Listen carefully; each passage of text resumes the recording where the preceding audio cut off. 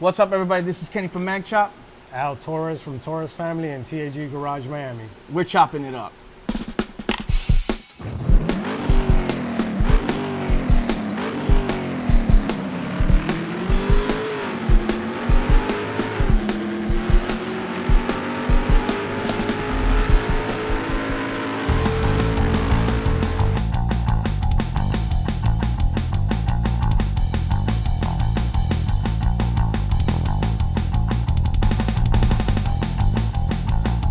All right, what's up, everybody? This is Kenny from Mag Chop. I am here at the Torres Automotive Garage, Miami, with Alvaro Torres, founder of Torres Family Car Club and this wonderful shop. Alvaro, great to be here. Thank you. Great having you. Thanks for coming over. It's an honor to be at your shop. Alvaro's a serious Miami rider, and before we get into that, let me tell you, this episode is brought to you by the Mag Chop 15-ounce collection. Make sure you go on magchop.com and get yourself one. Alvaro, you have been a busy man. I see your shop is amazing here. You've been working in some serious heat. So what's going on with this heat, man? The heat's crazy. Me and the guys have been working in real high temperatures and it's been out of control. We have to change clothes 2-3 times a day while we're working. And it's just been nuts. I don't know what's going on, you know? It's 2020, that's what's going on. I mean, it's been a wild year. Alvaro, I look around, he's surrounded us with beautiful cars that I know he's been working day and night to get this all ready for today and just to basically have his cars ready. Tell me a little bit about you. I want to tell everybody, where did you start lowriding? What got you into the culture? Let's learn about Alvaro.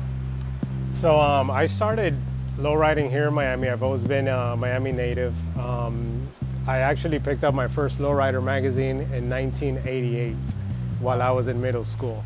So I did pick that up and I got hooked from there when I saw the old cars and the 13s with the stretched tires and everything. And that's pretty much where it started. So I've been doing it ever since. And it's something that took over my life as a sport. Wow, that's amazing. So now you've taken this passion of yours from way back in 1988 and you've actually turned this passion into a business, into a career.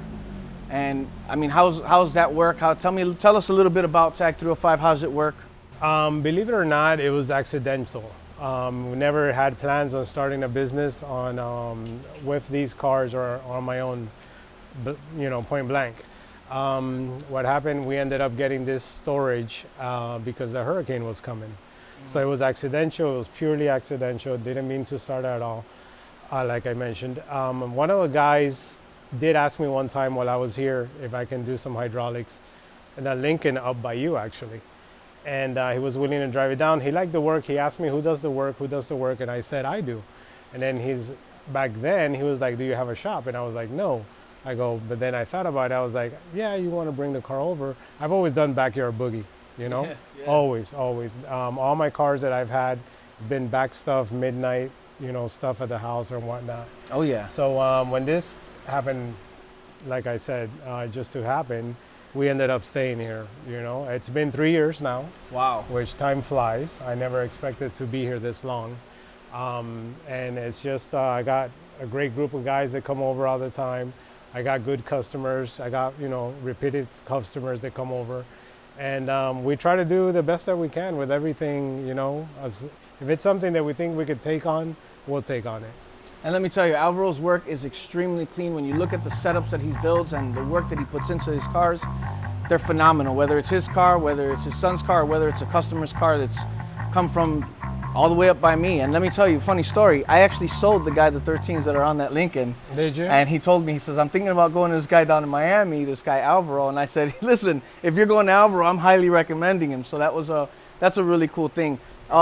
Speaking of the work that you've done, you've actually provided cars for movies, for music videos, for photo shoots. I mean, what are some of the standout ones that you've done? And I mean, the main one, which is 10 years old now, which is the All I Do Is Win video with Snoop Dogg, Khaled, Ross, and everybody.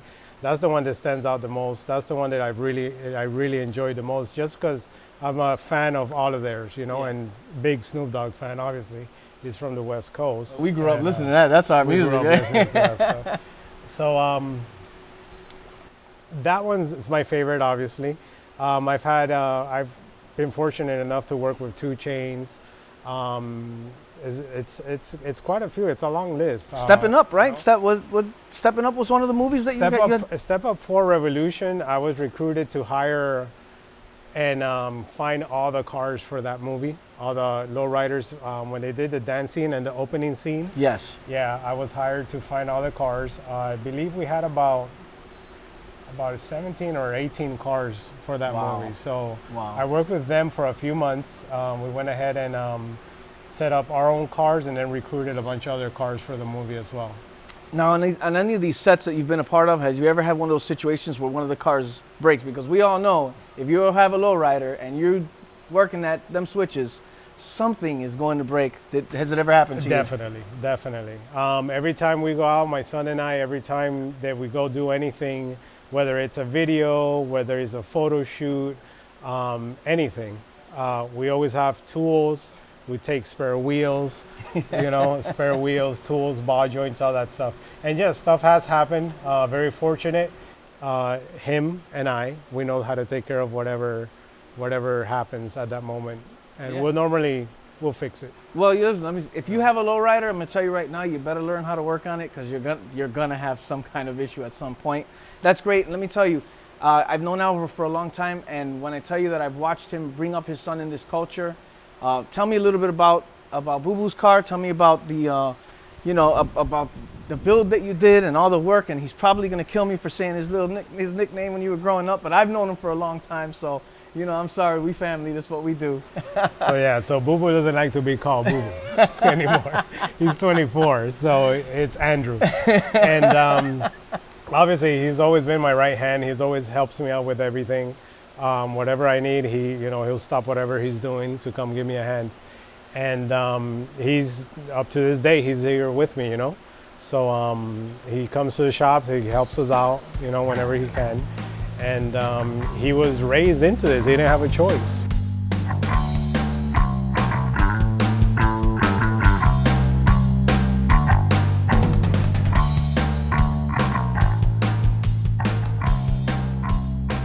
Speaking of all the lowriding things, and now that we've covered some of the family parts, some of the hard work and the ethics that it takes to be able to do this, the fact that you took it and started a business, what is something about lowriding that, like, let's say people who are watching the show and they say, man, I don't really know too much about lowriding.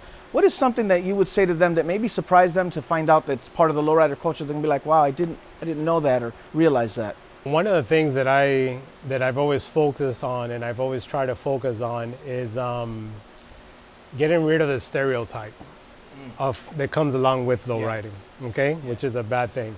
No matter where you are, if you're driving one of these cars, people look at you funny.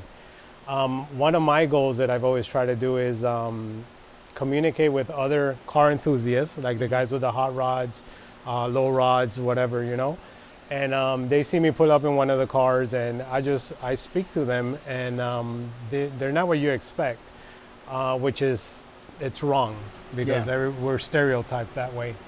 But a lot of us, there's many guys that are business owners, they have business, they have their own things, good guys, they got careers. My cousin himself, he's a lieutenant for FHP. My nephew works for the mailbox, he's a mailman. And it's just, it's just a different sport. It's the same, but it's different. Yeah. The guys with the hot rods, muscle cars, it's all the same thing. We have love for the vehicles, that's all it is. And they're expensive. Yeah. Either way, across the board. Definitely. It's expensive. Yeah. But my whole thing is that, hopefully, I think it's changing. Lowriders are actually being very accepted, as you see in one of those commercials now, where Snoop Dogg comes out with it. I think the culture is being accepted. It's not what it was before, which was like hood cars or a barrio car or anything like that. And now you see a lot of them in music videos and positive vibes and all that. So it's a good thing. Now you built a 1975 Chevy Caprice Classic. Yeah. The car is named the Great White. This is 75. A beautiful convertible.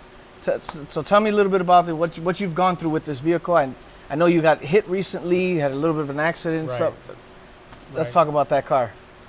A lot of people see it. They might not think that we did much to it, but we actually rebuilt the entire engine. We took the whole engine out.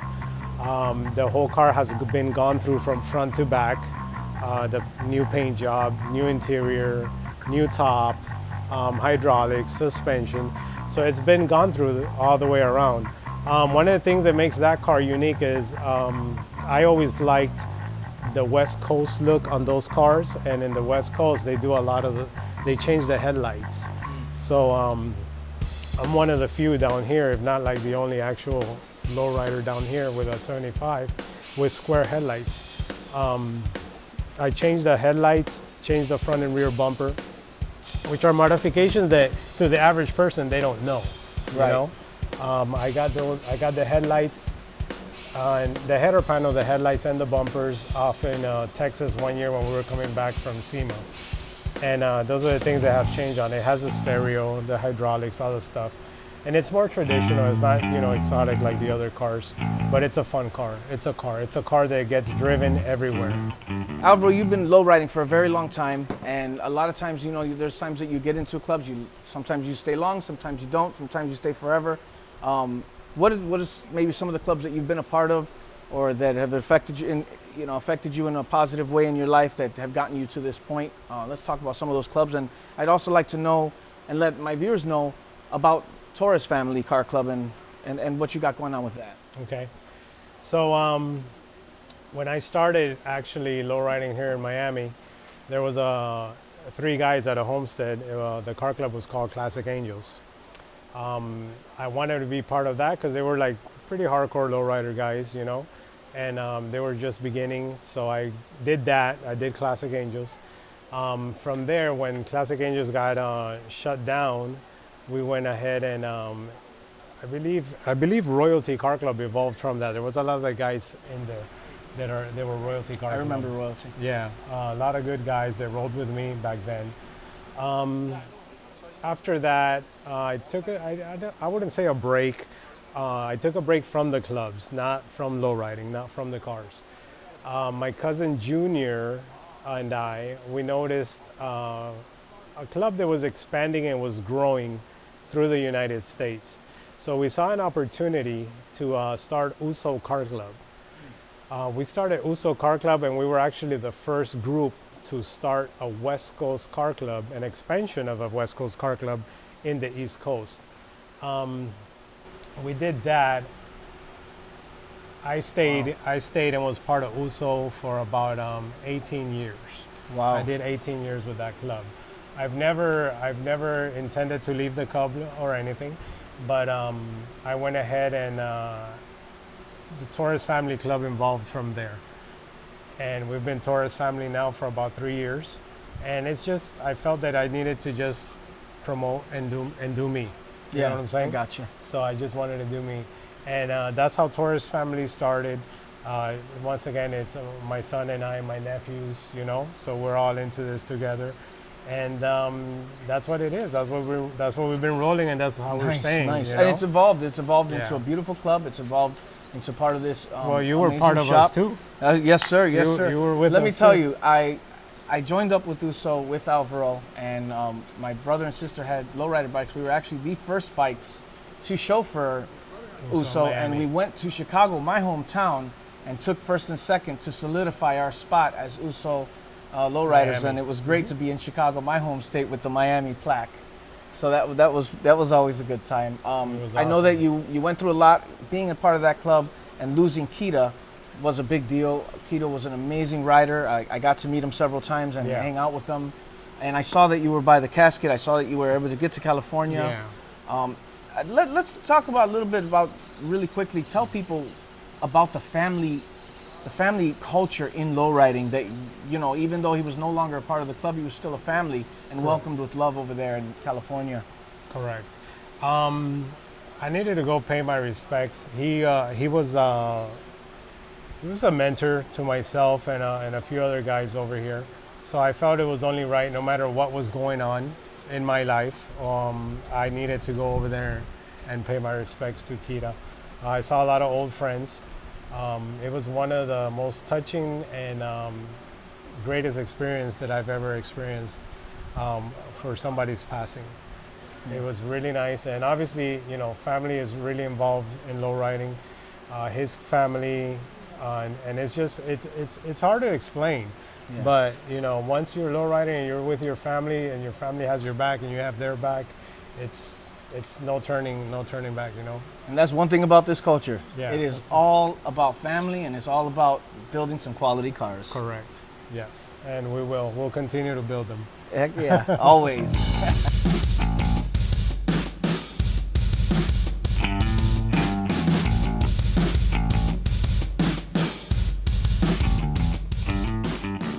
Alvaro, thank you for being on the show. I really appreciate it. Do me a favor, tell them one more time, give them your Instagram handles, tell them how to find you, let them know about Alvaro and the tag Miami. Yeah, you guys can find us at THT_A_garage_Miami on IG.